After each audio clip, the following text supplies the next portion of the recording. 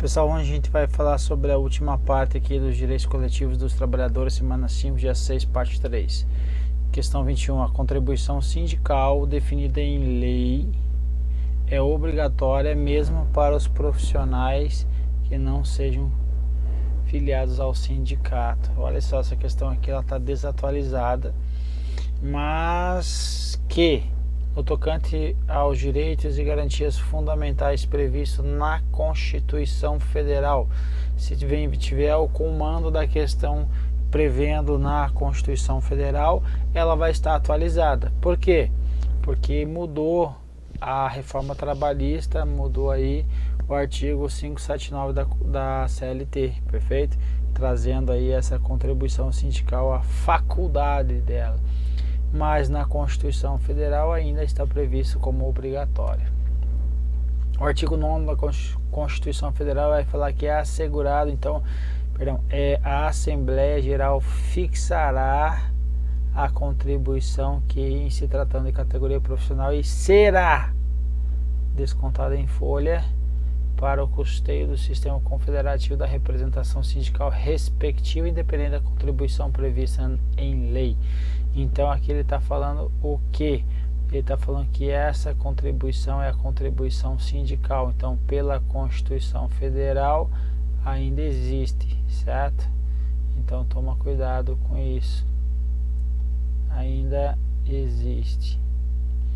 Mas a lei traz aí essa previsão agora que denominada reforma trabalhista. O artigo 579 é alterado com o desconto da contribuição sindical.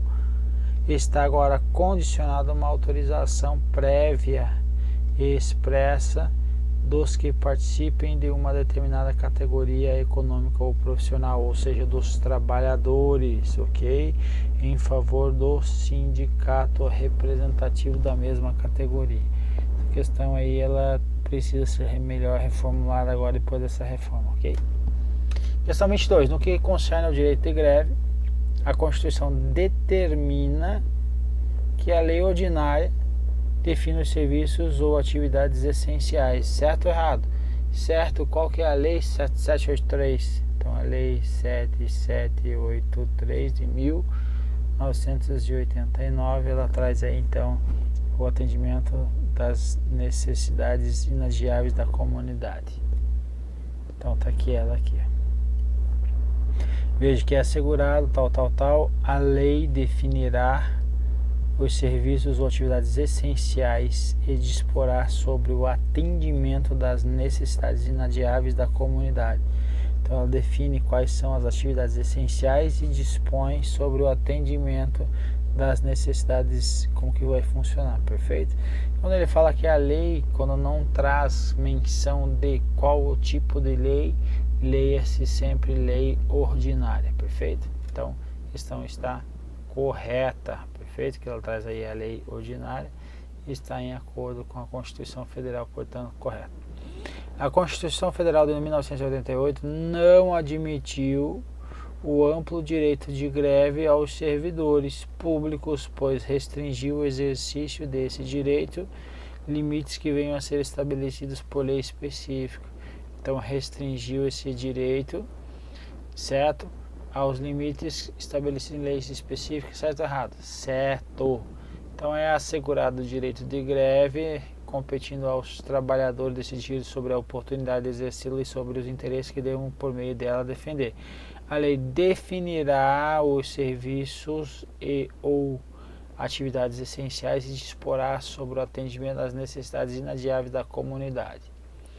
Acerca dessa matéria, então aí o STF, quando o julgamento aí, ele firmou o entendimento no qual que o direito à greve não é absoluto, devendo a categoria observar os parâmetros legais de regência.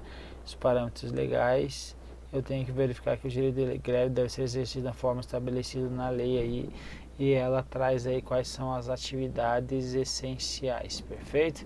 Então a questão está correta porque ela não admitiu a Constituição Federal um amplo direito, certo? Então ele está restringido aí de acordo com a lei específica, que nesse caso em tela é 7783. Questão 24. A Constituição Federal, a Constituição cabe somente definir quais os serviços e atividades são essenciais. É a Constituição ou a lei? A lei. Então está incorreto. E dispor sobre o atendimento das necessidades inadiáveis da comunidade, mas as penalidades para os absurdos, para o absurdo que eu falei agora, para os abusos cometidos estão previstos em leis específicas. Olha só, a lei definirá os serviços e atividades essenciais, não a Constituição Federal, por isso está errada a questão. E os abusos cometidos sujeitos aos responsáveis às penas da lei. Então, o que aconteceu aqui embaixo? Diz que previsto em leis específicas, essa parte está correta, apenas aí a Constituição, que não cabe a ela definir os serviços e atividades essenciais. Questão 25. O sindicato constituído regularmente pode defender os interesses individuais da categoria em demandas judiciais ou administrativas. Pode ou não pode? Pode. Ao sindicato cabe a defesa dos direitos e interesses coletivos ou individuais da categoria, inclusive em questões judiciais ou administrativas. Questão está correta. Questão 26. Para ingressar na Justiça, Marta deverá seguir os ditames constitucionais e filiar-se obrigatoriamente ao sindicato que abrange a área de sua residência. Vamos ver? A 11ª Vara da Justiça então, do Trabalho prolatou sentença em reclamação trabalhista proposta pela empregada doméstica Marta Silva contra o servidor público André Duarte, analista do STM, na qual foi reconhecido o vínculo do empregado entre as partes no período de X a Y, julgando-se improcedentes os pedidos formulados na petição inicial, certo? Então, para ingressar na Justiça, a Marta deverá seguir os ditames constitucionais e filiar-se obrigatoriamente a um sindicato. Precisa estar afiliada a um sindicato? Não, ela não precisa afiliar-se a um sindicato para defender, para solicitar aí a Justiça e os seus direitos, ok? Então, não há essa necessidade, então a questão está incorreta. Ninguém é obrigado a afiliar-se ou manter-se afiliado a sindicatos. 27. Para ingressar na Justiça, a mesma Marta deverá seguir os ditames constitucionais e filiar-se obrigado. É a mesma questão. É a mesma questão. Questão 27 e a questão 26. Para ingressar, a Marta deverá seguir os ditames constitucionais. 27. Mesma coisa. Então,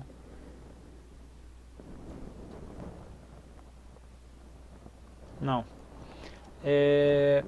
A questão 27 eu peguei e copiei a primeira parte ali que era o comando da questão, mas tem essa segunda parte aqui que é eu copiei lá para dentro do comando inteiro ali. Então essa primeira parte aqui, ó, pessoal, essa primeira parte aqui é comum às duas, certo? E essa aqui para a Marta é só da questão anterior, perfeito? Então vamos lá. Considerando a possibilidade de os funcionários da empresa investigada pela CPMI fundarem um sindicato, deverão os candidatos a cargos eletivos da diretoria, por exigência do Ministério do Trabalho e Emprego, requerer a autorização da administração municipal competente para o quê? Para a fundação do sindicato. Eles não precisam da autorização aí municipal competente. Acho que o comando da questão aí que eu acabei repetindo e não é, tá?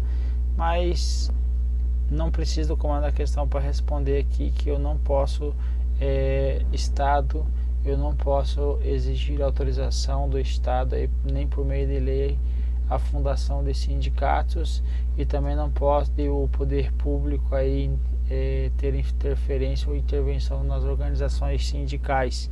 Então não tem que requerer a autorização municipal aí para a fundação do sindicato.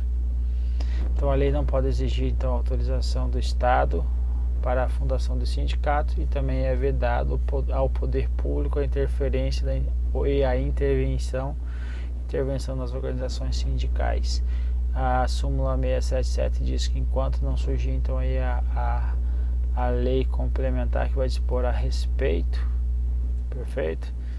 Então enquanto não surgir essa lei, enquanto não venha dispor a respeito, quem vai proceder ao registro e a observância do princípio da unicidade será o Ministério do Trabalho e Emprego. Questão 28 é a atribuição exclusiva de cada sindicato à defesa judicial e administrativa de direitos individuais e de seus filiados. Exclusiva, então quer dizer, se eu quiser entrar na justiça cabe somente ao sindicato.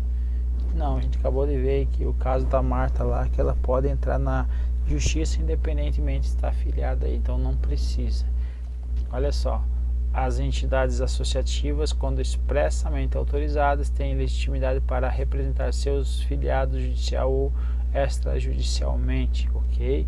Então cabe ao sindicato defesa de direitos e interesses coletivos ou individuais, desde que expressamente autorizados. Então não há a necessidade e também não há atribuição exclusiva do sindicato aí para a defesa de direitos individuais dos seus filiados. Questão última: nas empresas com mais de 100 empregados, mais de 200 empregados, é assegurada a eleição de um representante destes com a finalidade exclusiva de promover o entendimento direto com os empregadores. Certo ou errado? Certo. Se tivesse 200, então não tem 200, então está errado. Beleza? Então, nas empresas com mais de 200 empregados, é assegurada a eleição de um representante desses com a finalidade exclusiva de promover o entendimento direto dos empregadores. Questão incorreta, então assim a gente termina a última bateria desses exercícios. Beleza, meu povo? Um abraço, fique com Deus.